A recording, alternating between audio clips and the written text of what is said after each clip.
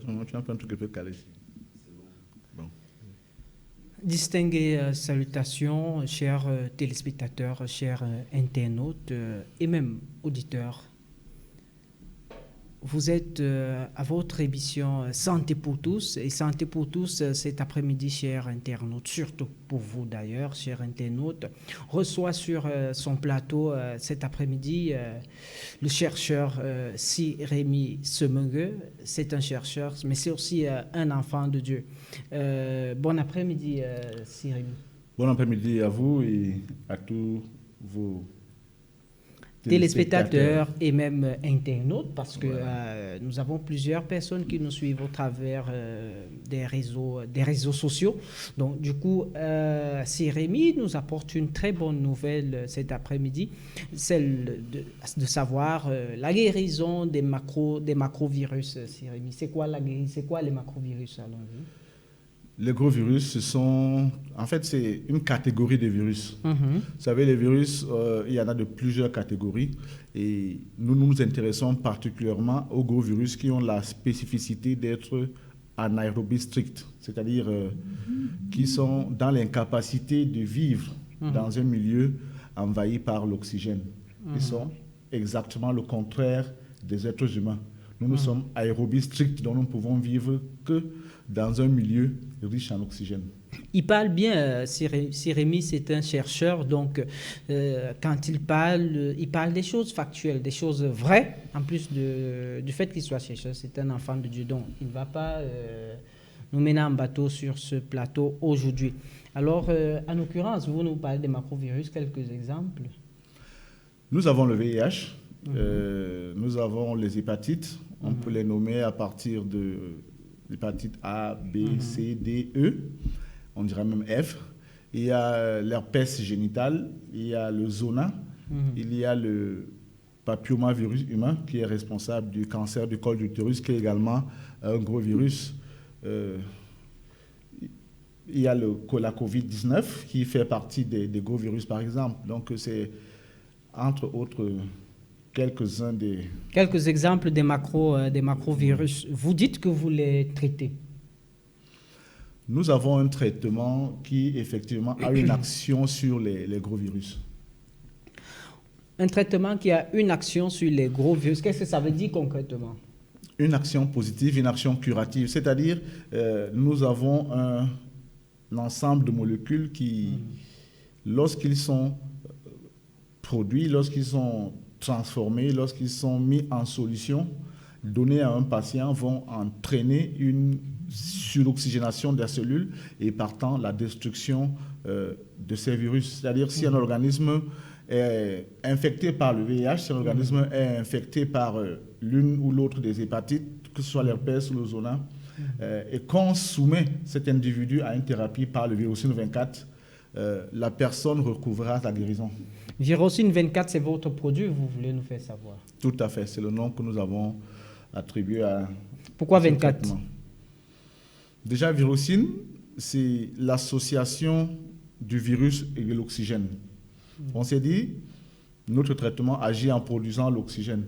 Alors, quelle appellation autre que si ce n'est le virus et l'oxygène qui donne Viroxine? 24, pourquoi? Parce que c'est la durée en fait du traitement initial. Le traitement initial est de 24 jours. Il a été rallongé parce que suite à la transformation du produit, parce qu'il faut dire que le produit est d'abord liquide et là, artisanal. Bon, à ce moment-là, elle est bien plus efficace. Mais la transformation, parce qu'elle n'est pas encore ce qu'elle doit être, parce que nous sommes aujourd'hui, on déshydrate les plantes avec un certain pourcentage de chaleur. Ce qui, bien sûr, au passage, va entraîner une perte de certains éléments nutritifs de ces plantes. L'idéal voudrait qu'on les déshydrate avec un cryobroyeur. C'est un broyeur à froid, sous azote liquide, c'est-à-dire à moins 190 degrés. C'est-à-dire, vous voyez, on ne chauffe pas, mais au contraire, on abaisse la température. La conséquence, c'est que tous les éléments nutritifs, tous les éléments curatifs de la plante sont conservés. Donc, si aujourd'hui, on a une durée un peu plus plus haute, qui n'est plus de 24 jours, c'est justement pour rattraper ces pertes Qui aujourd'hui, pendant la transformation. Nous parlerons de la durée de ce traitement, nous parlerons aussi du comment, l'administration ou même la posologie de ce traitement sur ce plateau, parce que nous vous avons invité, nos internautes et même nos téléspectateurs savent que nous leur proposons des choses vraies, des choses rassurantes. Donc, Santé pour tous, chers internautes et téléspectateurs, reçoit, nous l'avons dit, Siremi, qui est un chercheur, Viroxine 24, il nous apporte Viroxine 24 cet après-midi. C'est plutôt une bonne nouvelle pour celles ou ceux qui sont malades, qui n'avaient plus de solution et qui étaient déjà considérés comme mortes, bien qu'étant vivantes. Vous qui avez des personnes tout autour, cette information vous concerne naturellement pour pouvoir redonner l'espoir. En fait, c'est ça, Santé pour tous. Sirebi, de plus en plus, on entend parler des chercheurs, même naturopathes, des naturopathes qui disent, et même qui prétendent qu'ils soignent le virus, les virus de l'hépatite, ou alors le virus de l'hépatite A, B, C jusqu'à D, le VIH, et beaucoup d'autres choses. Est-ce que vous n'avez pas l'impression qu'ils sont prétentieux, ces personnes? Loin de moi d'émettre un jugement sur tout ce qui, j'ai envie de dire, tout ce qui pilule là-dedans, cette atmosphère, parce que ce n'est pas mon rôle. Il y a des instances qui sont là pour réguler ces choses. Tantôt, vous avez posé la question pourquoi 24. J'imagine bien parce qu'il y a tellement de 24, mais ce que je voudrais relever, si vous faites des recherches sur nos activités, vous verrez que notre Viroxine 24, cette appellation a été adoptée en 2004 sensiblement. En 2004. 2004, bien avant beaucoup de 24 qui existent aujourd'hui. Donc ce n'est pas un 24 qui est récent, c'est un 24 qui a été, par la grâce de Dieu, qui a été pensé. Aujourd'hui, il suffit d'aller sur Internet, de marcher dans les rues pour se rendre compte qu'effectivement, beaucoup de personnes prétendent apporter des solutions aux maladies virales. Mais il faudrait aussi que le patient, d'une part, celui qui soigne d'autre part, et les régulateurs d'autre part, mettent sur pied un certain cadre dans lequel les gens puissent librement évoluer, ou alors les gens ne soient pas capables d'évoluer comme ils le veulent. Vous savez, il y a plusieurs façons de s'attaquer à une maladie. On peut s'attaquer à une maladie et avoir un semblant de soulagement. Si quelqu'un apporte plutôt les éléments qui vont rebooster le système, la personne physiquement, pendant un temps, va ressentir quelque chose de positif se passe dans son système. Mais après, tout de suite, parce que l'action n'est pas directe sur le virus, la maladie va demeurer et elle reprendra encore le dessus. Il y a donc différentes thérapies qui sont proposées, mais il faudrait que les uns et les autres, chacun clarifie clairement l'action de son médicament. Est-ce que c'est une action sur l'immunité? Est-ce que c'est une action directe sur le virus, le germe responsable de la maladie? Est-ce que c'est une autre action qui va peut-être stimuler, je ne sais pas, des anticorps particuliers? Que chacun clarifie. Et si c'est fait ainsi, je pense que ce sera pour le bien du consommateur. Et du coup, ils ne seront pas prétentieux. Vous avez parlé des organes qui régulent votre secteur d'activité. Parlons-en. Vous êtes reconnu, vous êtes sous la tutelle du ministère de la Recherche scientifique. Vous êtes un chercheur. Vous avez l'encadrement du ministère de la Recherche scientifique? Vous posez là une bonne question.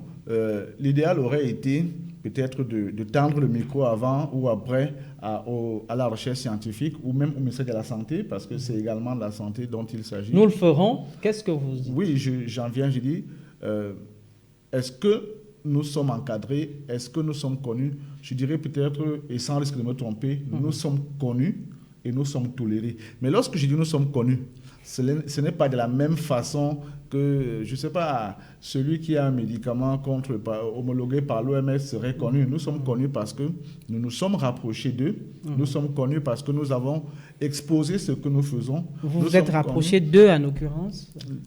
Nous nous sommes rapprochés d'eux. À l'occurrence, déjà, il faut savoir que ce que nous le faisons depuis 2001.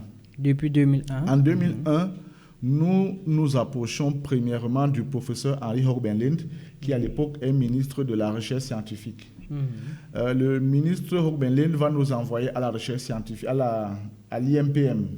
L'IMPM qui existe encore. Qui existe encore. L'IMPM était dirigé à l'époque par le docteur Léopold Zeken, qui est actuellement, l'IMPM est dirigé par le professeur Esamo Yono, la NAPAT. Nous sommes donc allés à la recherche scientifique, nous sommes allés à l'IMPM, nous sommes... Rencontrer des individus ou bien l'institut? L'institution. Quand on rencontre merci. le ministre de la Recherche scientifique, c'est un individu, mais il incarne une institution. Lorsqu'il cote le dossier à l'IMPM, ce n'est pas pour aller causer avec le docteur Léopold Zeken, c'est pour aller parler au compte de l'institution. Et d'ailleurs, il avait été organisé une conférence pour qu'on expose, parce qu'il faut dire que lorsque nous parlons, lorsque nous allons vers eux pour dire nous avons une solution, nous ne partons pas comment je dirais, en disant voici le médicament. Nous ne partons pas avec des médicaments, nous partons avec un papier, nous partons avec un bic pour dire voilà, il y a une équation de réaction que nous pouvons poser, nous pouvons l'écrire. Et si l'équation prévoit que une fois que le virus 24 est mis en présence d'eau, il y a la destruction de la molécule d'eau et il y a production d'oxygène.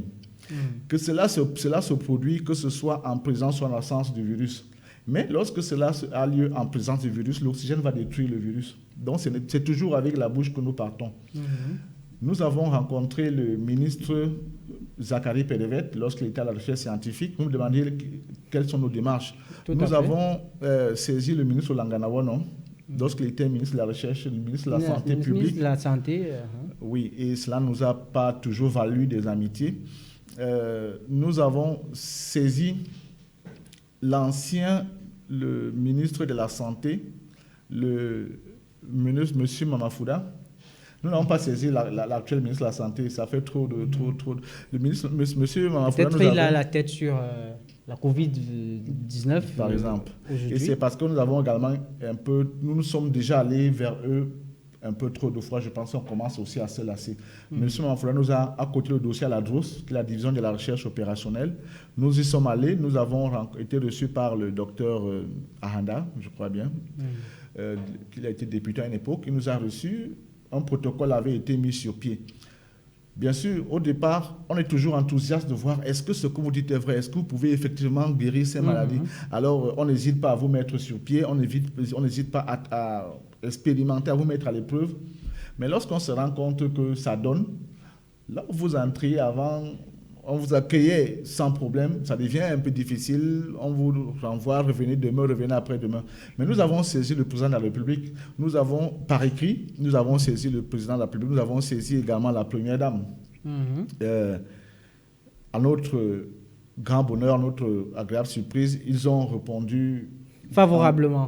Favorablement. Surtout que la première dame encadre plusieurs personnes avec son organisation. Justement, c'est ce qui a été fait. Notre dossier, nous avons été appelés à pas à l'IMPM, au CIRCB, qui est l'Institut de recherche, Institut de référence Chantal Biya.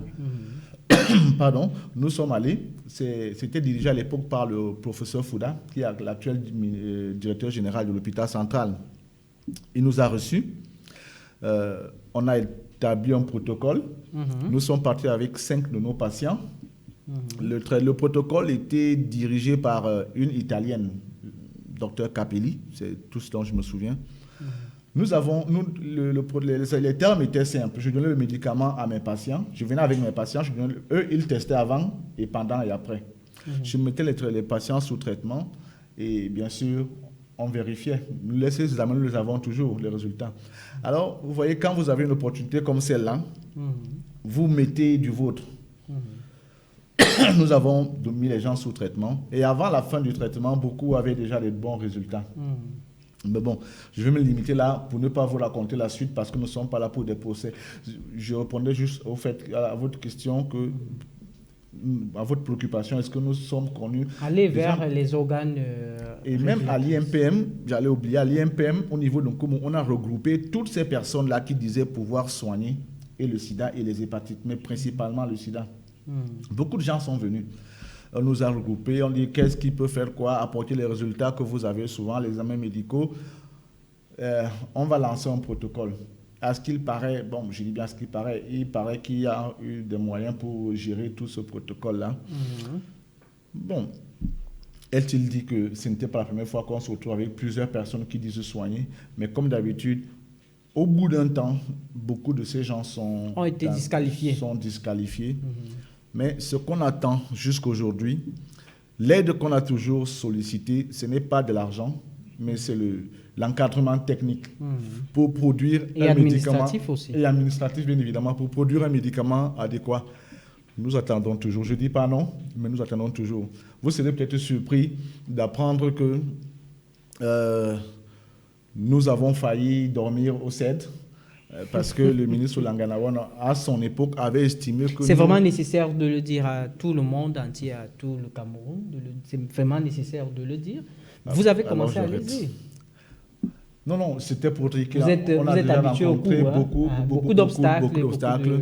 Mais si nous sommes là, c'est parce que les pouvoirs publics savent que quelque chose de bon se passe. Alors, parce que si les gens n'étaient pas satisfaits, on ne nous laisserait pas continuer. C'est sûrement. En fait, c'était là-bas où je voulais aboutir, que dans tout ce processus au CED, il a fallu encore qu'on examine là-bas est-ce que ce que ces gens-ci disent est Je vais fondé. finalement vous laisser poursuivre parce que c'est intéressant de savoir le combat, la conviction avec laquelle vous bataillez pour apporter la santé à tous ceux qui nous écoutent dans le cadre de l'émission Santé pour tous. Vous avez rencontré des obstacles, en l'occurrence, ce que vous étiez en train de nous dire. Vous avez failli dormir au CED. Oui, je disais qu'à une époque, on nous a convoqués au CED parce que, bon, il faut dire que ça ne me gêne pas, c'est tout à fait normal parce qu'on ne peut pas se lever et commencer à clamer haut et fort, nous soignons le sida, nous soignons les hépatites et autres. C'est vrai que le lieu où on nous a orientés ce n'est pas ce à quoi je m'attendais. On nous a encore convoqués à la recherche scientifique, à la santé, encore que nous étions déjà passés. Tout à fait. Mais c'est le CED qui avait été choisi. Nous sommes partis.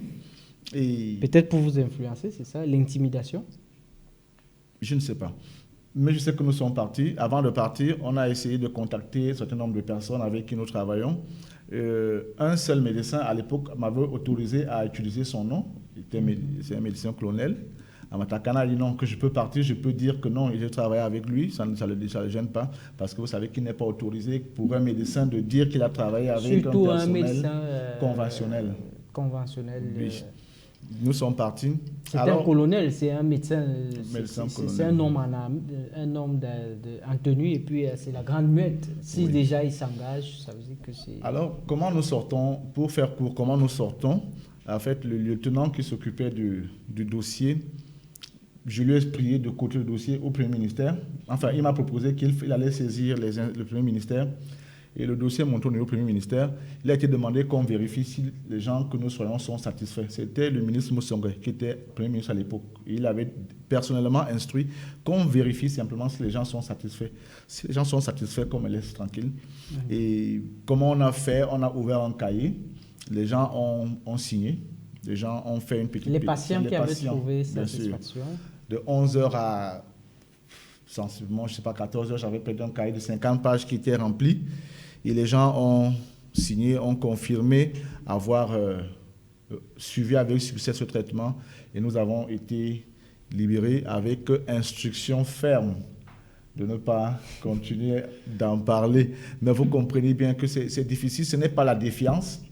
C'est difficile de ne pas en parler parce que les dégâts causés par ces affections sont considérables. Et gloire à Dieu, aujourd'hui, les choses se sont calmées. J'ai envie de dire que les rapports, nous sommes tolérés.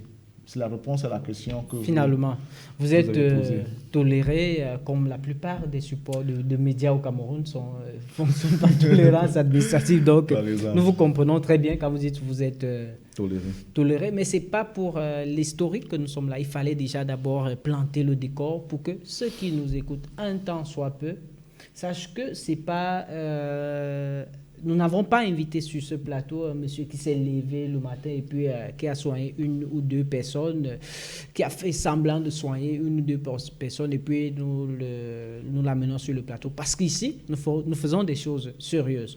Nous avons parlé des organes qui régulent votre secteur d'activité. Maintenant, parlons un temps soit peu de vous et une seule question. Vous avez commencé cette recherche en quelle année? Le travail, il est terminé en 2001 et c'est 2 ans plus tôt qu'il a été débuté. C'était plutôt des travaux de réflexion. Est-ce qu'on ne peut pas faire quelque chose?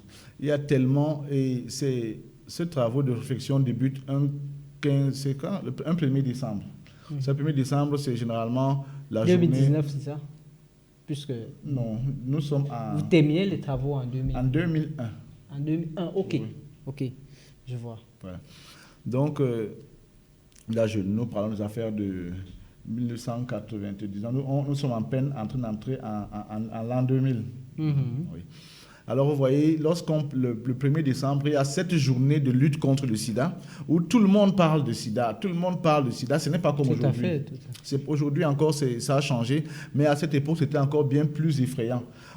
C'était comme si l'humanité s'avouait vaincue par cette affection, par cette pathologie. Tout le monde disait, oh, on ne peut pas. Si tu es séropositif, tu es mort. Alors, cela nous révoltait un peu parce que nous sommes à la base un peu révoltés. Voilà. Alors, on a commencé à poser des réflexions dessus. Et plus on s'interrogeait, plus on se rendait compte que, mais on peut faire quelque chose. Il y a toujours ce petit quelque chose qui fait que lorsque vous faites un travail de recherche, lorsque vous cherchez quelque chose, vous tombez toujours sur l'élément important. L'élément important ici, c'est ce déclencheur qui dit, mais l'oxygène détruit ces virus-là. Voilà pourquoi à l'air libre, au bout de 2 minutes, même avant 2 minutes, ils sont détruits. L'oxygène détruit ces germes. Pourquoi on ne peut pas en venir à bout? Alors là, la recherche prend véritablement son envol pour chercher le moyen de produire l'oxygène dans la cellule. Et vous savez que les moyens de produire l'oxygène dans la cellule, l'oxygène ne manque pas. La photosynthèse, c'est un moyen pour produire l'oxygène. Et dans la photosynthèse, il y a cette phase sombre. La photosynthèse, c'est en présence de lumière et la phase sombre, c'est en absence de lumière. L'oxygène est produit. Il y a également ce qui va retenir notre attention, c'est l'hydrolyse de l'eau. C'est quoi l'hydrolyse de l'eau? C'est la destruction de l'eau par soit pas la chaleur, ça peut être le feu, ça peut être le soleil. Quand vous mettez une casserole à l'air libre, au bout d'un temps, cette eau va s'évaporer. Si vous mettez une casserole au feu, au bout d'un temps, cette eau va s'évaporer. Mais lorsqu'elle s'évapore, qu'est-ce qui se passe? Est-ce que l'eau disparaît? Est-ce que l'eau change? En fait, la molécule d'eau est juste détruite. Vous savez, l'eau, c'est H2O, une molécule d'hydrogène et 2 molécules d'oxygène. De biochimie ou alors de chimie? Non, j'explique juste un élément. Ils sont reliés par des liaisons. Si vous brisez ces liaisons, l'eau reprend son état naturel. Enfin, l'oxygène reprend son état naturel de gaz. L'hydrogène également reprend son état de gaz. Mais lorsque vous les associez, ils deviennent liquides. Alors, le Virocin 24 dissocie donc ces atomes. Et chacun maintenant va librement s'envoler. S'il a l'air libre, si à l'intérieur de la cellule va former un cycle parce qu'il y a destruction de la molécule d'eau et reconstitution de la molécule d'eau. Ce qui fait qu'on va assister à une boucle de production d'eau et de destruction d'eau, donc de production d'eau et de production d'oxygène. C'est ce qui se passe lorsque on consomme le Virocin 24.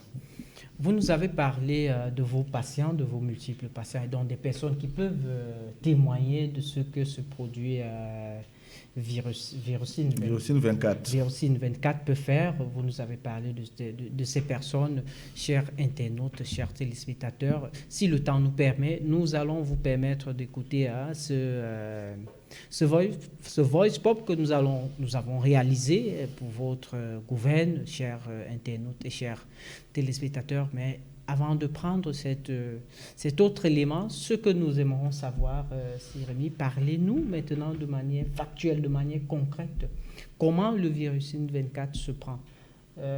Évitons de tirer de long à large.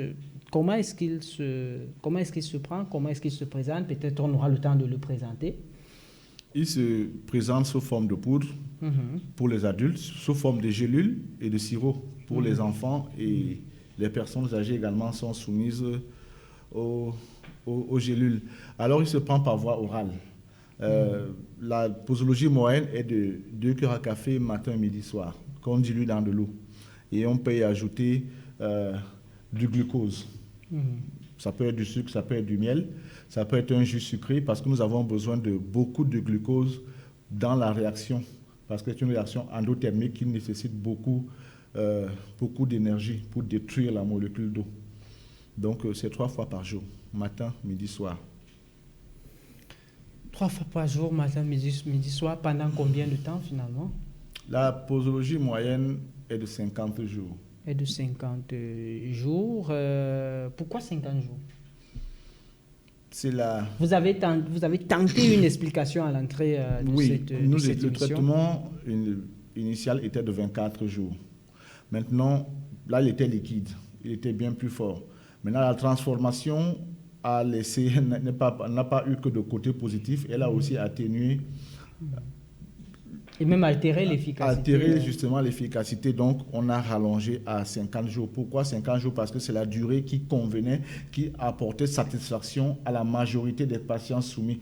On ne décrète pas cela. On prend un échantillon de 100 personnes, on les soumet à différents protocoles. Et la posologie qui a été adoptée a été celle de 50 jours. Le protocole de traitement, tant pour moi qui est adopté, a été celui de 50 jours et de 2 cuillères à café matin, midi, soir, pendant 50 jours. Bien sûr, lorsque tout va varier, lorsqu'on a affaire, là c'est la posologie moyenne, lorsqu'on a affaire à une personne qui est atteinte de sida, à la phase première ou en phase terminale, une personne qui est atteinte d'hépatite en phase première, moyenne ou phase terminale, et ainsi de suite. Donc, mais ça c'est la posologie moyenne, elle va être, bien sûr, justement, prescrite, adaptée en fonction des cas. Comment ça se passe, vos consultations? Vous avez des laboratoires pour faire des examens? Comment ça se passe? Vous envoyez les patients faire des examens? On n'aura pas la même définition de laboratoire, parce que si nous avons un laboratoire de production de médicaments, on s'occupe des personnes qui ont déjà connaissance de leur statut sérologique, de leur situation biologique, parce qu'ils sont allés dans un hôpital et ils ont identifié, on leur a dit vous souffrez de tel ou de tel problème, et ils viennent vers nous, ils nous présentent leur situation. Ça peut se faire verbalement, ça peut se faire à l'aide des examens médicaux. Maintenant, on leur soumet au protocole, notre protocole de traitement. Maintenant, avant la fin du traitement, c'est là où ça devient intéressant pour eux et pour le personnel scientifique, parce qu'on leur envoie, on leur donne des examens pour qu'ils se rendent auprès des institutions agréées, appropriées pour faire des examens. Les examens aussi qui vont confirmer qu'ils sont soit encore malades, soit ils ne sont plus malades. Oui. Donc nous ne faisons pas des examens, nous référons les patients au laboratoire approprié. Et le taux de satisfaction, ou alors le taux de réussite, vous pouvez l'évaluer à combien de pourcents?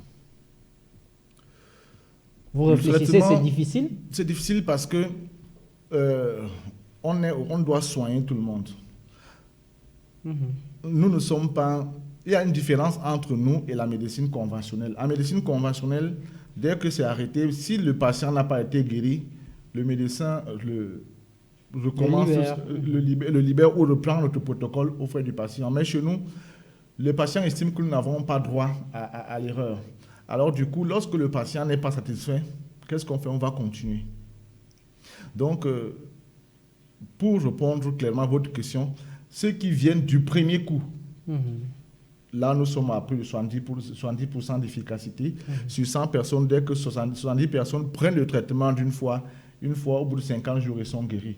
Et pour parfois les 30% des cas, on est obligé parfois de doubler le traitement. Ce sont les cas les plus complexes quand vous doublez? Justement. Pas parce que la maladie s'aggrave, mais parce que chaque organisme a sa réactivité, chaque organisme a sa radioactivité, chaque organisme est particulier. À sa capacité, son immunité pour agir. Sa capacité à participer à sa propre guérison. Ok. Ceci m'amène à une autre question. Votre médicament, le Viroxine 24. Viroxine 24, finalement, agit sur l'immunité ou bien sur le virus? Le Virocine 24 va agir sur les deux. Pourquoi? Parce que là, nous parlons spécifiquement du VIH-Sida. Lorsque le virus est là, il va, bien sûr, par destruction de CD4, entraîner la chute de l'immunité. Du VIH-Sida et des maladies voisines, Oui. telles que les hépatites. Oui. Lorsque l'immunité baisse, le virus règne en maître. Mais lorsque vous prenez le traitement et que le virus est détruit, la conséquence directe, c'est que l'organisme va regagner sa capacité à s'auto-guérir, sa capacité à s'auto-soigner. L'immunité qui avait été mise en mal par le virus va être maintenant restaurée. Reboostée. Et l'organisme va reprendre sa capacité à s'auto-guérir. Du coup, vous allez voir que le virus, lorsqu'il est détruit, l'immunité va se reconstituer. C'est les deux pièces, c'est les deux faces d'une même pièce. Quand le virus est là, l'immunité va être détruite. Lorsque le virus n'est plus là, l'immunité va être restaurée. Et quand l'immunité est restaurée, l'organisme va se soigner. Sur 5 cas, combien de personnes sont revenues vers vous déçues? Là, c'est une bonne question.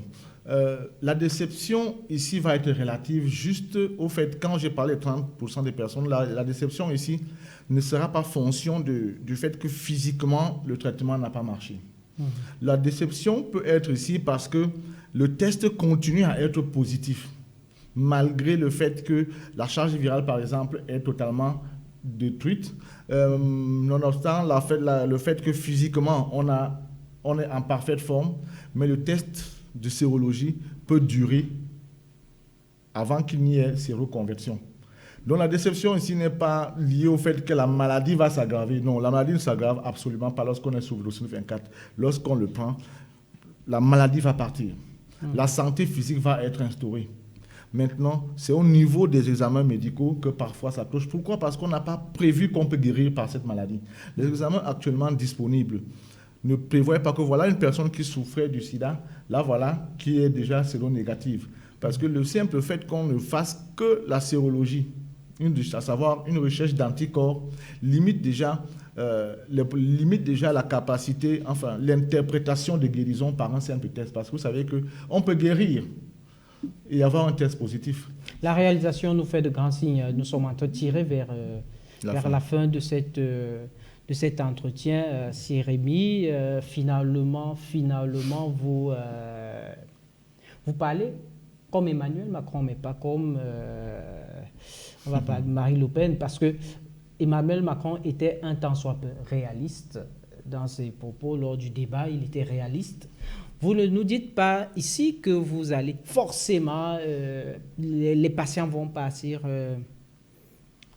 du statut séro-positif au statut séro-négatif, mais que l'immunité va remonter et le taux de CD4 va finalement...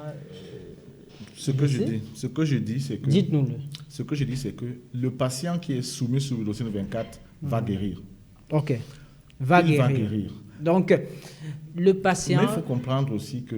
qui est sur Virocine 24 va guérir. Oui. Cérémy nous garantit vous garantit la guérison totale de toute maladie, VIH, sida, hépatite. Vous voulez ajouter quelque chose tout à l'heure?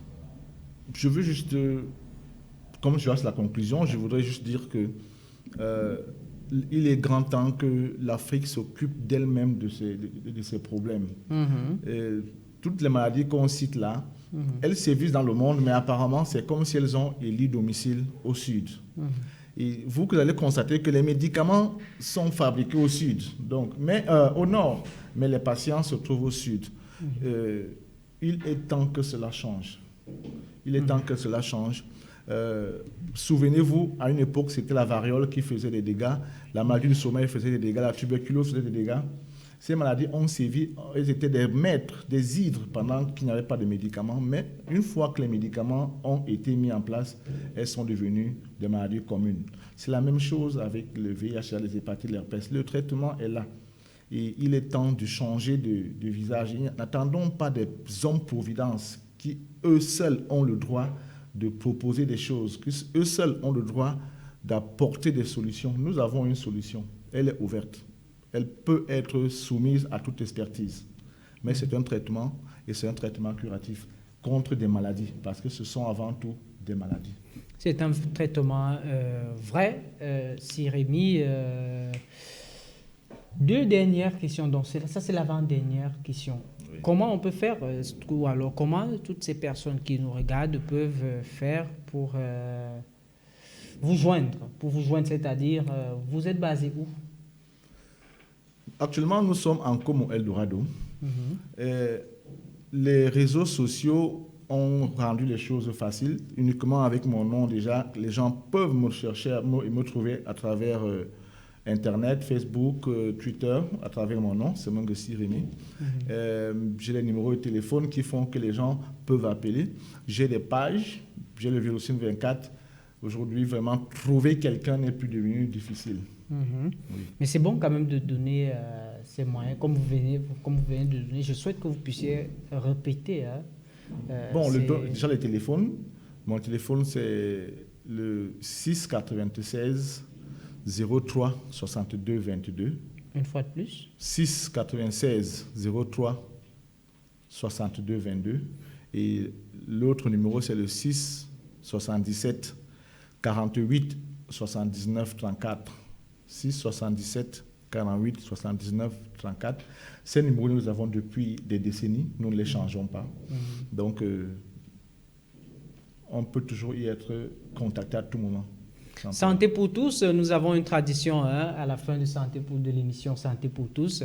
L'invité est appelé à prêter serment à l'entame de l'émission de ne pas faire ou dire des choses qui ne sont pas vraies parce que nous avons un travail sérieux que nous faisons et nous avons un objectif à atteindre. La dernière fois que vous avez menti, c'était quand? La dernière fois que nous avons menti, je dirais plutôt qu'on peut faire certaines choses. On peut peut-être La dernière fois que vous avez menti, c'était quand? Non, je ne mens pas véritablement. Vous ne mentez pas, pourquoi? Je ne mens pas difficilement parce que j'ai la crainte de Dieu. Et ça n'a plus vraiment de place dans le monde actuel, mais pour moi, ça vaut ce que ça vaut. Je ne fais pas dans le mensonge. On peut embellir une parole. On peut peut-être ne pas dire les choses comme elles doivent être dites, mais on ne mentira pas. On ne fera pas ça.